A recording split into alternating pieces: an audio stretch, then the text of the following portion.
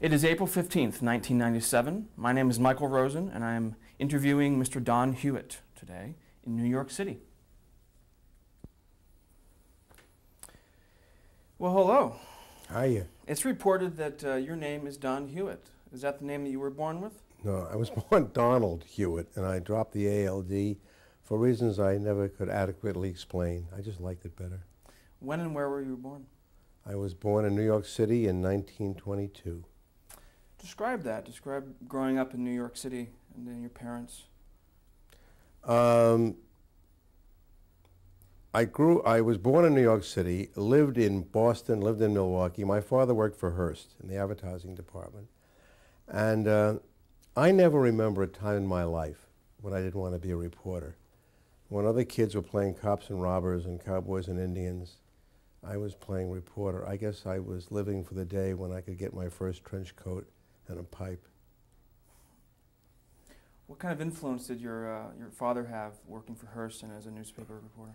I would assume little or no influence. He was in the advertising end of television, and I was just mesmerized by reporters. And I remember how I finally got to television. I had grown up at a time when Hildy Johnson was probably the most glamorous person on earth to me, the star of Ben Hecht and Charlie MacArthur's Front Page. And I, at a very early age, probably around 18 or 19, went to work for a weekly newspaper in Pelham, New York, and also doubled as the head copy boy at the New York Herald Tribune, which isn't even extinct anymore. Ended up in Europe as a war correspondent, covered D-Day, came back, and went to work for the Associated Press. Let's backtrack just a little bit. How did the Depression affect you and your family growing up? Not good. We were so barely middle class that if a strong wind had come along, it would have knocked us right back into the lower class. We were hanging on by our fingertips. But I look back on a very, very happy childhood. When I tell that to my kids, they say, "You were a freak." I said, "Yeah, I liked my mother, and I liked my father, and I liked school, and I had no trouble in adolescence." And my kids keep saying, "That doesn't compute." It was a nicer time. It was a quieter time. It was a more gentle time. There wasn't that much hate around. There wasn't that much anger around. Maybe the people who hate and are angry today should have hated and should have been angry, but they weren't, and therefore they made it a lot easier for my generation to sort of come up through the ranks and get to where we wanted to be, and I got to where I wanted to be. I didn't know that at the time because nobody had ever heard of television. I'll tell you about it, my first experience with the word television. Yeah, please do. I was working at Acme News Pictures in New York when a friend of mine called and said, "You have a lot of picture experience. CBS is looking for people with picture experience." And I said, "Wait a minute, what in the hell would a radio network want with anyone with picture experience?" And he said, "No, television." And I said, "What a vision?" And he said, "Television." And I said, "You mean like you sit home and you look at little pictures in a box?" And he said, "Yeah." This was 1948. And you got to realize, in 1948, it was still foreign to me. Actually, it was 47. It was late 47. So I went over to take a look. The CBS studios were upstairs in Grand Central Grand Central Station. Now you got to realize, I was a kid who other kids went to the movies, and they either wanted to be Tom Mix the cowboy or they wanted to be Tarzan. I wanted to be either Hildy Johnson on Front Page or a guy named Julian Marsh, who was the producer in a musical called 42nd Street. And I never knew which one I wanted to be. And I walked into the CBS studio, and there were lights and cameras and stagehands and makeup artists and booms. And I looked around and I said, "Oh my God, I can be both of them." In television, you can be the reporter and the producer. So I went back to Acme News Pictures where I was working, and I said, "I'm leaving." And they said, for what? And I said, television. And my boss said, that's a fad. That won't last. Well, I always figured he was half right. It is a fad, but it lasted. It's the longest lasting fad in history. And I came to CBS in 1948 and got on a roller coaster that was one of these dream existences. Part of the problem was, in those early days, there was a lot of talent there, but they didn't pay anything. So the Sidney Lumets and the John Frankenheimers and Frank Schaffner, they left. They didn't want to hang around television. They were paying like $80 a week. Frank was my co-director on the first news show I ever directed, Douglas Adams of the News. Frank left, went to Hollywood and did Patton, Nicholas and Alexandra, Papillon.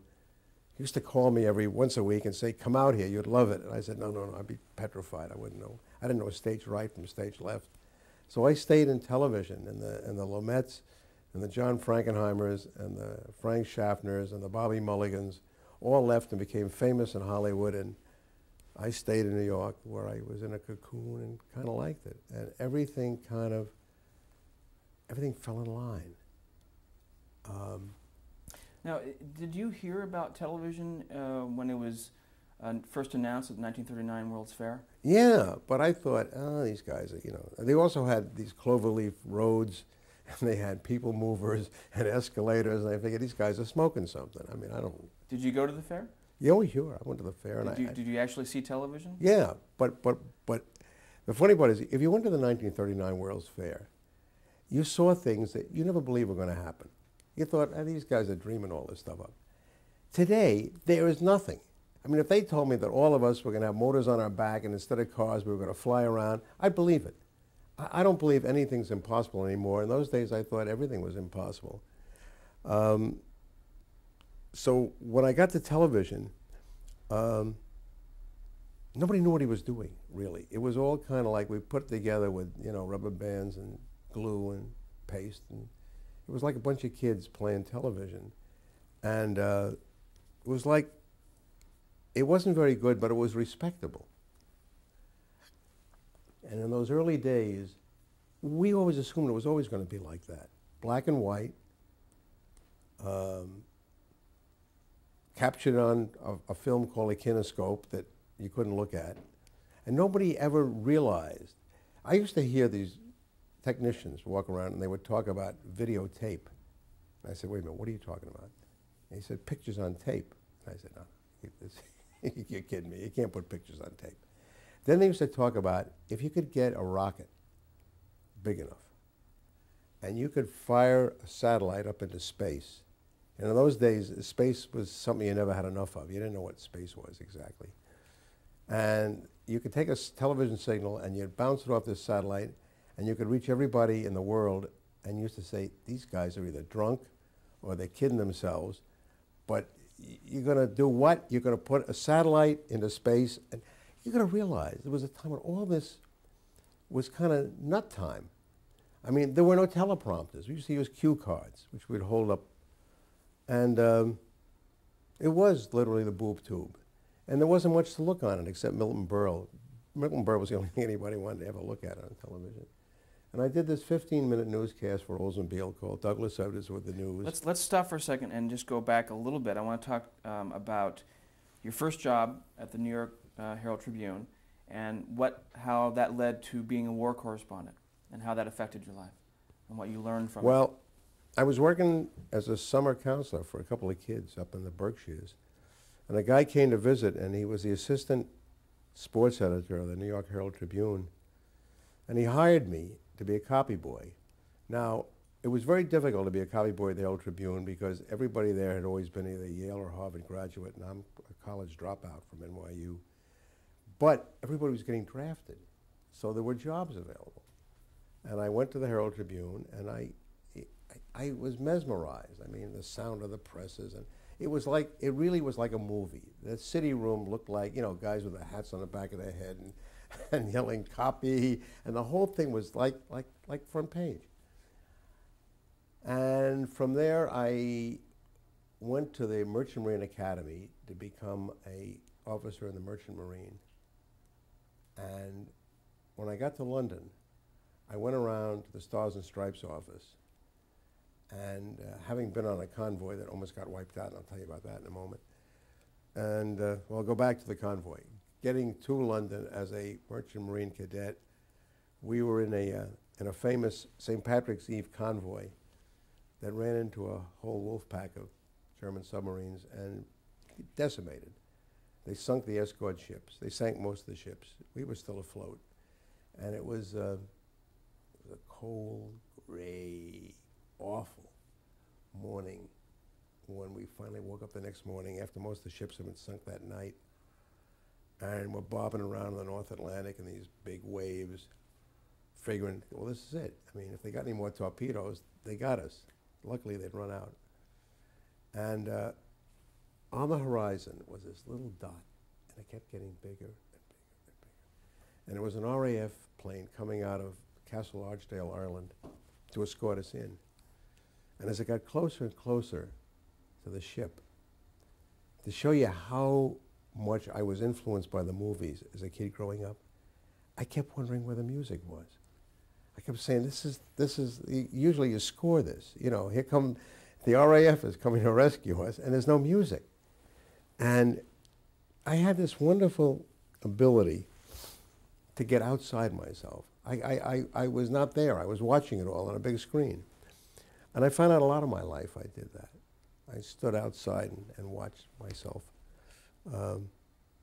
performing, or getting on an airplane and going to John the 23rd's coronation, or Queen Elizabeth's coronation, or going around the world with Eisenhower. But I was always watching myself in a trench coat getting aboard the plane, which is a little bit phony, but it's true.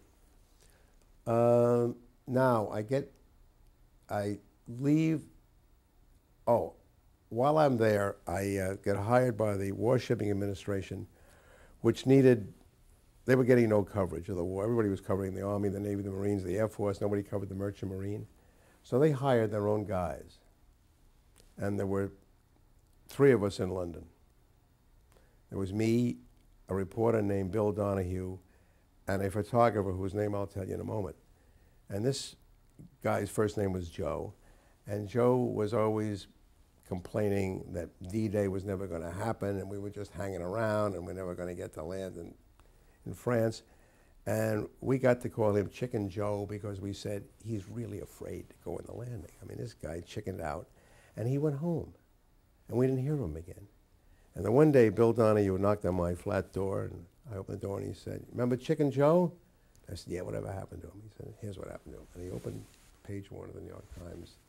Joe was Joe Rosenthal, who took the famous Iwo Jima flag raising picture. We always thought he chickened out, didn't want to go into Normandy.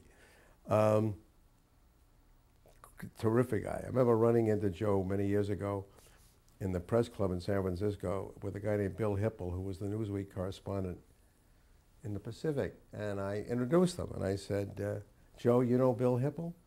And he said, "Do I know Bill Hipple?" He said, "I'm sitting on a log on a beach at Iwo Jima."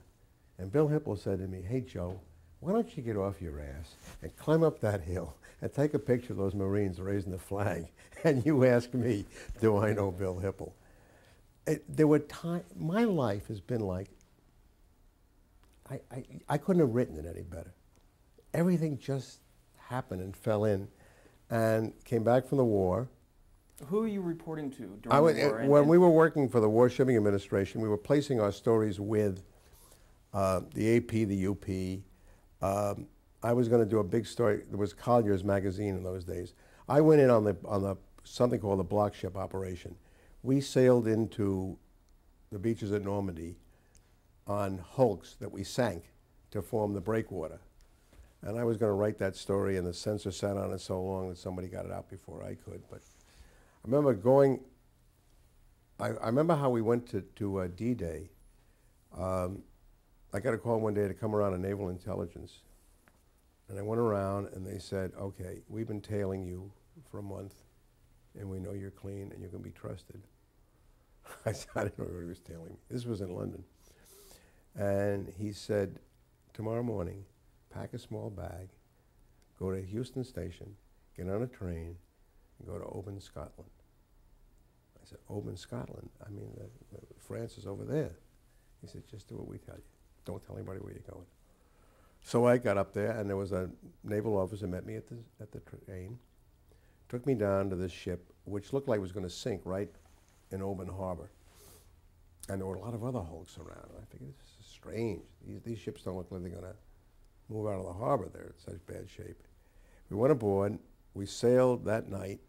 Nobody knew where we were going until we got out to sea, and they opened the orders, and we were to rendezvous at Normandy Beach at D+3 and sink the ships. The ships were all wired with dynamite. They were all ready to be sunk, and they formed the breakwater so the troops could come in with the landing barges and invade the continent. And I remember just before we sank the ships, we were all taken off, and we got into an LST, and we started heading back to England. I don't know whether we were going to Portsmouth or Southampton or somewhere.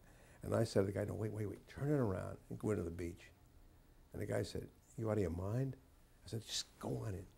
And we got to the beach, and I got out of the thing, and I put my toe on the sand, and I jumped back in the boat, and I said, go. I just wanted to say that I was on the beach in Normandy.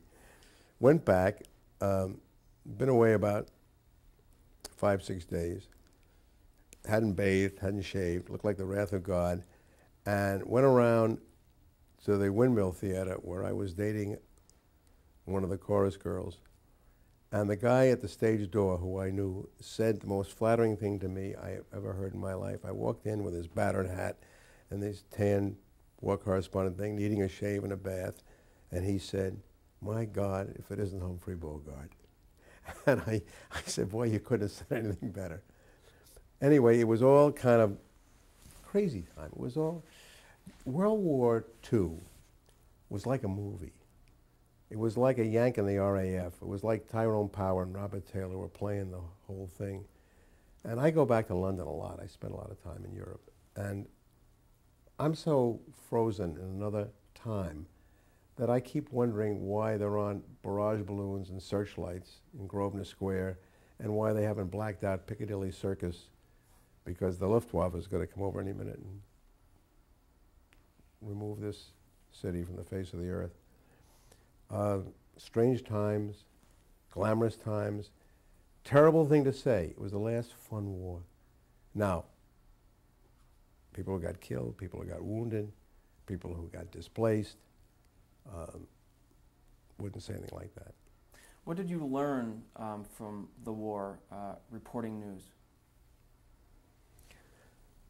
I learned a lot about human interest. I learned a lot about what people were interested in, that people were interested in people, and I carried that to 60 Minutes, and I said I was never very interested in covering issues.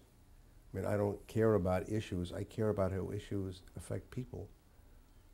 I've said for years that acid rain does not interest me, but I'm awfully interested in somebody whose life may have been ruined by acid rain, or some mayor or governor who has to deal with it. But what I learned about news is about people more than it is about places or things. Were you able to take that and apply it to your first job at CBS? Yeah, I think so. I mean, I just sort of knew that in my bones. And I don't know if I rose so rapidly at CBS because I knew what I was doing or because nobody else did. I've never figured that out.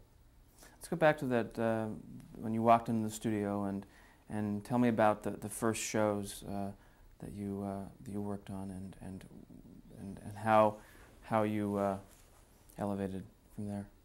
Well, the first things I worked on, I went into the news department. I was an associate director on a show called Douglas Edwards with the News, which was a 15-minute newscast that was on for Oldsmobile. And this is what year? 1948, March 48. And there was always talk about doing a half-hour newscast, and I kept saying, you can't do it. There's no way anybody could do a half-hour newscast. Anyway, I worked on Douglas Edwards with the News and hung around the studio a lot and watched, you know, Studio One and You Are There and all the dramatic shows, and I was kind of mesmerized, but chicken. I didn't ever want to get out of what I was doing, and maybe because all those other guys had more of a flair and went into television drama, they left the field to me in television news, and I, for reasons I don't understand, I kind of owned it for a lot of years. And then after the Douglas Edwards years, and just incredible things happened. I remember the time when the Andrea Doria sank off Rhode Island, and Doug and I went up to fly over the ship, and we got there late. Everybody else had left. They said, "It's no use going out there." I said, "Well, we'll go out anyway." So we flew over the ship that everybody had already filmed, and I said to the captain who was with us, I said, "How long is that thing going to stay afloat?" He said, "Keep that camera running. She's going to go down in the next 10 minutes. I said, "You're kidding me?" He said, "No." We flew over the Andrea Doria and watched this ocean liner that had collided with the Stockholm off in a fog off New England turn over. First thing happened, all the water came out of the swimming pools, and it sank like a big dead elephant. And all of a sudden, where there was this enormous ship, there was nothing there anymore. And it was the most incredible sight I ever remember. And we flew back in and called the desk, and they said, "Hey, listen, you guys are too late. Everybody's got pictures of the thing, and they've all been on the air with it already, and forget it." I said, "Yeah, but nobody's got it sinking." And we were the only ones that were flying over the Andrea Doria at the moment. And those things stick in your mind. That sticks in my mind. Queen Elizabeth's coronation with Ed Morrow and Bob Trout in London. And it was before the satellites. So the way to get it on the air that night, it was all film and kinescope. There was no videotape. There were no satellites. We hired a BOAC Stratocruiser. We took all the seats out and we put moviolas in. And we edited on the way home. It was before the jets, so it was about an 8-9 hour flight back. And we edited in the air. And that's how we got on the air that night. And all the networks did this? It was like a race? No. We were the only ones that were smart enough to do that. We're the only ones that had it all on the air that night. Afterwards, the other networks sort of caught up with us. NBC first. ABC took a long, ABC, which is now about as good as you can get, and Arledge has been fantastic. Mm-hmm. We really weren't in this game. There's such a poor third that nobody ever thought about ABC. It was CBS and NBC, but it was all CBS. We were sort of king of the hill. Talk about the differences between NBC News and CBS News, and starting in '48 and the early '50s. Well, in '48, CBS had this incredible radio staff. Ed Morrow, Eric Severide, Howard K. Smith, Charles Collingwood, Winston Burdett, David Schombrun. These guys were all giants. Now, what I always remember about those early days were they didn't want anything to do with television. They thought television was for kids and radio was for adults. They thought television was for Howdy Doody and Romper Room and puppets. And eventually they came into television. But even more than their presence, they were excuse me, they were an inspiration. I mean, these guys were the best foreign staff in the world. They could run circles around anybody, including the New York Times. So I came out of an era when it meant something to be a broadcast journalist.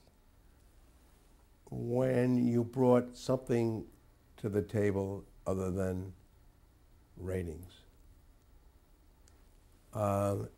Ratings were 60 Minutes has been in the top 10. We're going to put our 20th year in the top 10 this year. 20 years in a row, which is pretty good considering Lucy only had 12. We were the #1 show in America 4 times. Once in the 70s, once in the 80s, twice in the 90s. And yet we never chased ratings. Ratings chased us. We never did anything for a rating. I never went out what they call today gets. They got to get this, they got to get that. We didn't do that. It just happened to us. And it happened for a very wonderful reason. When I started 60 Minutes, I had one mandate. And the mandate was, make us proud. Had they said make us money, we probably would have made them some money, but not the couple of billion that we did make them. If they said get us ratings, I guess we would have gotten ratings, but we wouldn't have been in the top 10, 20 years. It all winged out off of make us proud.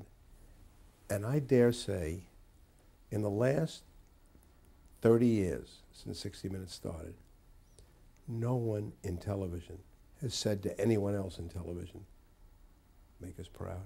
Nobody says that anymore. The only place it's happened to my son.